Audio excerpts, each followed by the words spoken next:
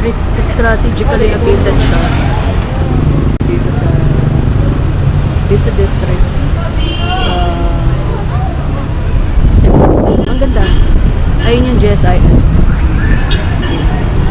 Ang ganda ng location ng hotel na nakuha ko.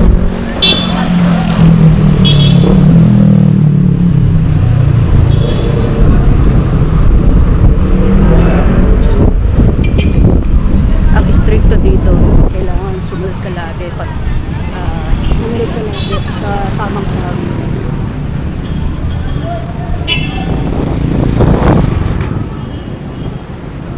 So nung dumating ako, ang sunod-sunod yung mga guests. Halos hindi morning. Hindi nauubos yung hotel sa kakatabi. So ito yung pinaka-entrance nila. Maganda kung gabi, kaya lang kasi mag-check out ako ng 5 PM. So hindi na ako pwede mag-vlog hanggang mamaya.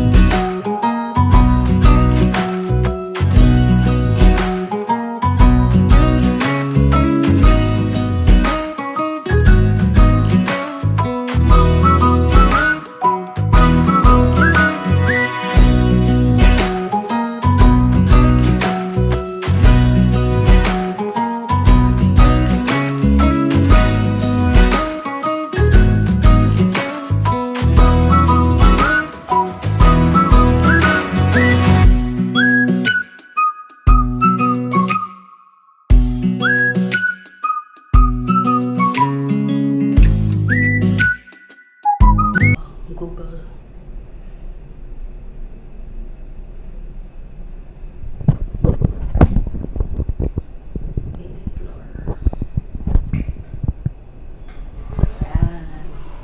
So nandito sa right side yung room ko. Pero bago yun, may papakita muna ako sa inyo.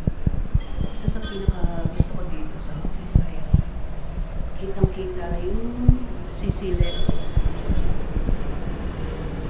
Lalo na paggabi, ang ganda na umiilaw siya.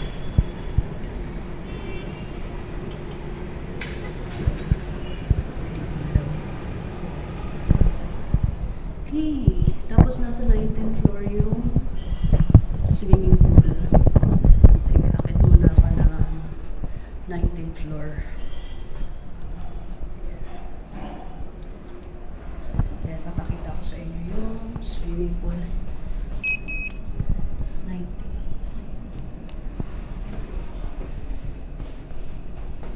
So sa swimming pool, hindi naman ganun kalaki. Pero okay na. Hindi na ako naligo kasi nakita ko pag-stay ko rito, hindi siya nawalan ng tao. So ito na paglabas yung swimming pool. Hindi malang. Walang naligo. Mukhang pinalitan ng tubig maganda din siya. Walang guest. So ito yung pool area. Ayan. Then, ayan, may mga pwede ka dyan mag-sunbathing. Siguro pwede dito para walkway. So ito yung view.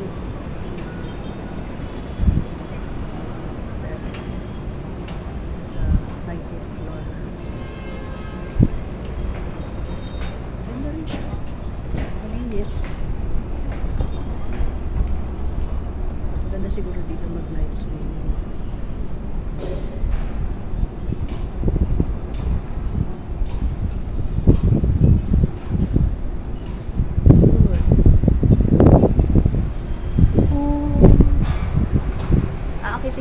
CC Lex, napansin ko kahapon meron pala siyang walkway. So, kung nakikita mo yun, yung tower na yun, yung sa SM, by the sea.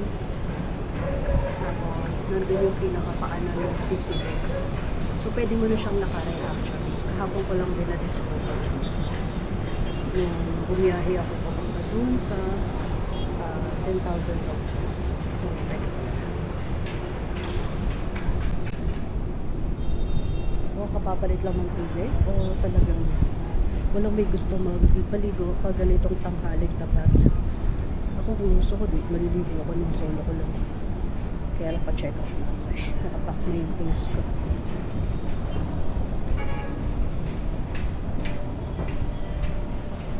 Yan, dito siya. Tapos, sa dulo nito, nandito yung gym. So, this way to the gym. So, same floor din, 19th floor din, yung gym. This way to the gym. Hindi ko pa nakita yung gym. So, tignan natin. Kung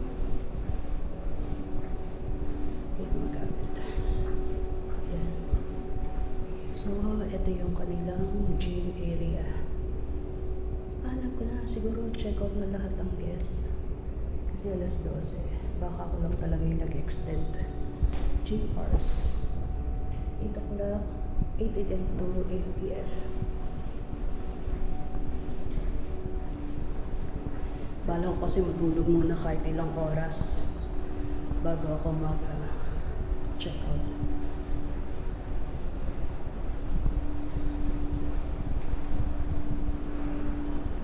Tingin ko nga, ayan, bukas na kasi yung mga pinto. Patunay na nag-check out na yung mga guests nila.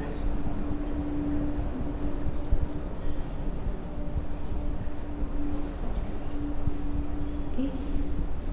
Then, baba tayo sa aking out of service. Baba tayo sa aking room.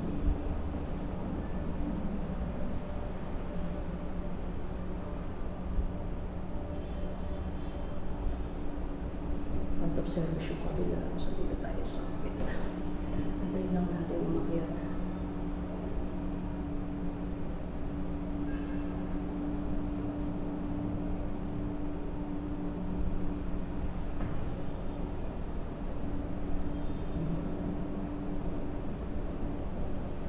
Medyo matagal lang.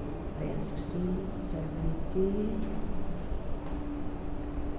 18, and 19. So, nasa 19 tayo. Okay, so dito. Bubukas na yan dito. Yun. Okay, isa. Okay, click mo. Tapos, click din door.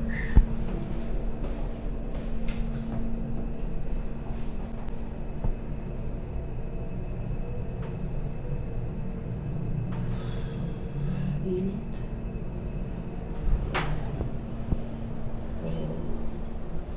Dito sa room, ang kinuha ko kasi ay deluxe suite. Hindi ko masyadong nag-gets yung deluxe suite.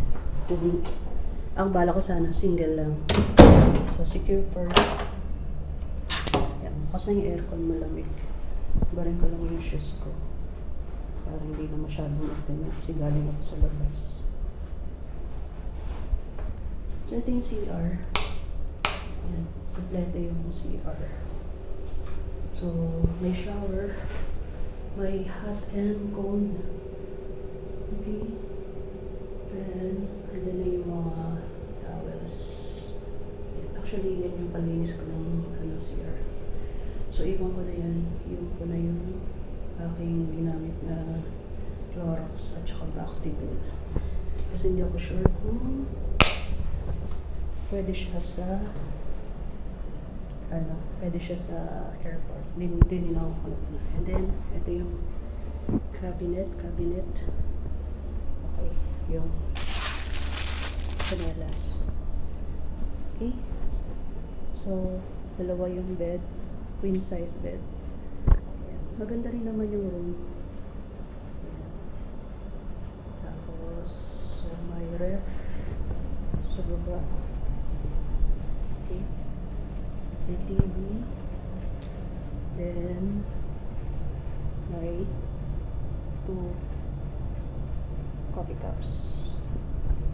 And ito yung para sa table. Magpapa-room service ka.